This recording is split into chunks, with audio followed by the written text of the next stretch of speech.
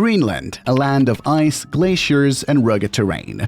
But beneath this frozen facade lies a prize that could change the balance of power in the world. So why is Greenland suddenly so important?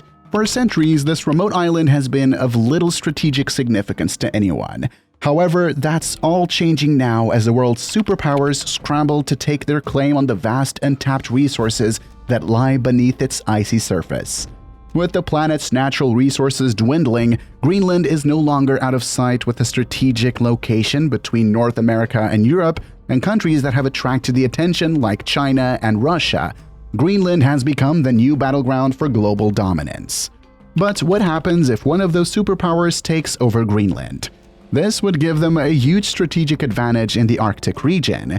They would have control over all the natural resources, including mineral and oil reserves, which would be worth billions of dollars. They also would control a region that is becoming increasingly important for trade and shipping. But this would likely create tension and even conflict with other nations, particularly those who also have interests in the Arctic. So we hope this won't happen. However, as global temperatures continue to rise, the Arctic region has become increasingly accessible due to the melting of sea ice. This has opened up new shipping routes, such as the Northern Sea Route, which could drastically cut travel time between Europe and Asia.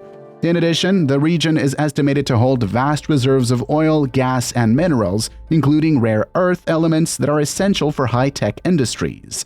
The United States, China, and Russia see the Arctic as a critical piece of their long-term strategic interests.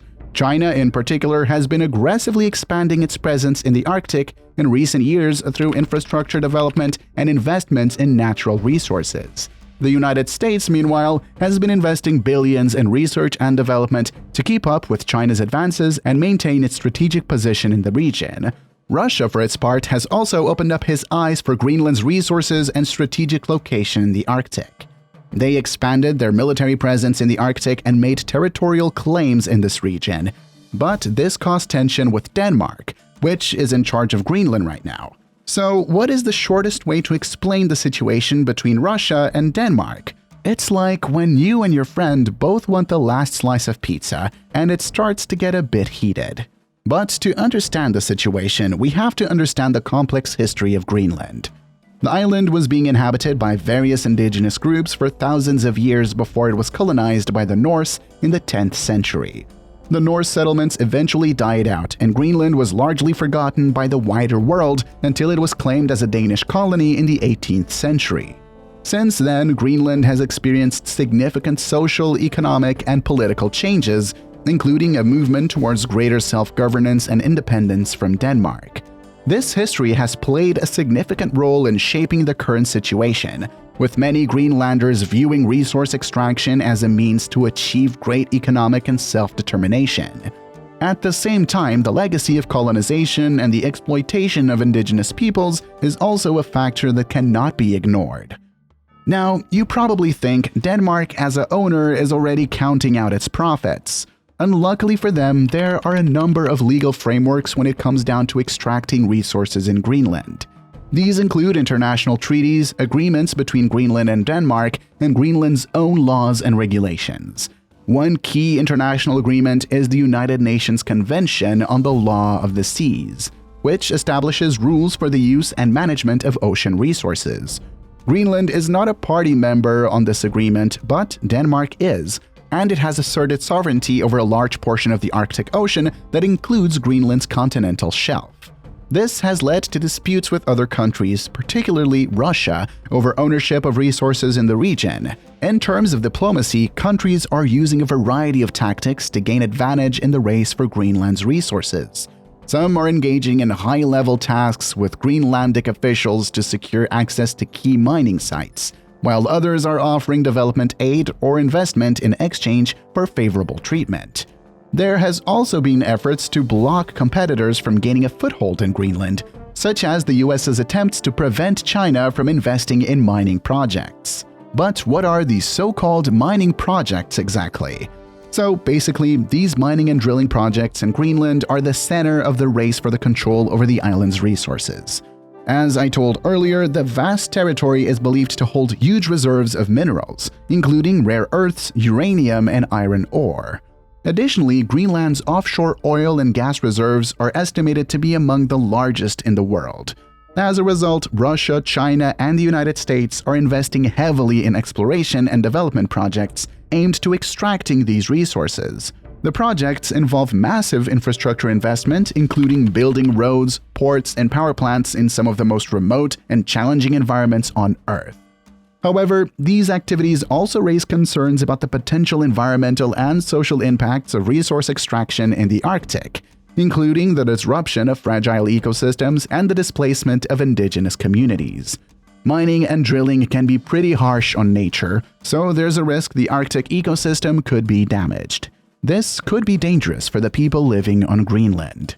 Therefore, the people of Greenland have mixed opinions on the situation.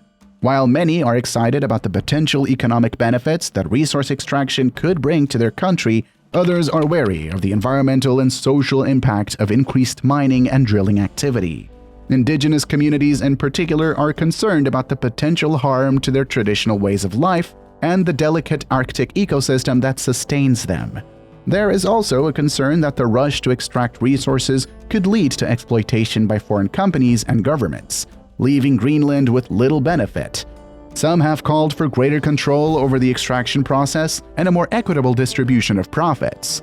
Others are more skeptical and believe that the risks outweigh the benefits. Another advantage is the growth in technology and innovation, which are being used to extract resources from Greenland's icy surface. You could talk about the advanced technologies and techniques that companies and governments are using to extract minerals and energy from beneath the ice. This could include things like underwater robots, satellite mapping, and advanced drilling techniques. You could also discuss the benefits and risks of these technologies. For example, some of these technologies could lead to faster and more efficient resource extraction, which could benefit the economies of the countries involved. However, there are also risks involved, such as environmental damage and potential accidents or disasters. So, Greenland is full of resources, which can make a change in the balance of the power in the world. So what exactly do these superpowers obtain by trying to conquer in Greenland? For the United States, securing a foothold in Greenland would mean an increased presence in the Arctic and the ability to project power in a region that is becoming more strategically important. It would also provide the US with access to valuable resources that could reduce its reliance on other countries for critical minerals and rare earth metals. For China, securing access to Greenland's resources would be a major coup in its efforts to become a global superpower.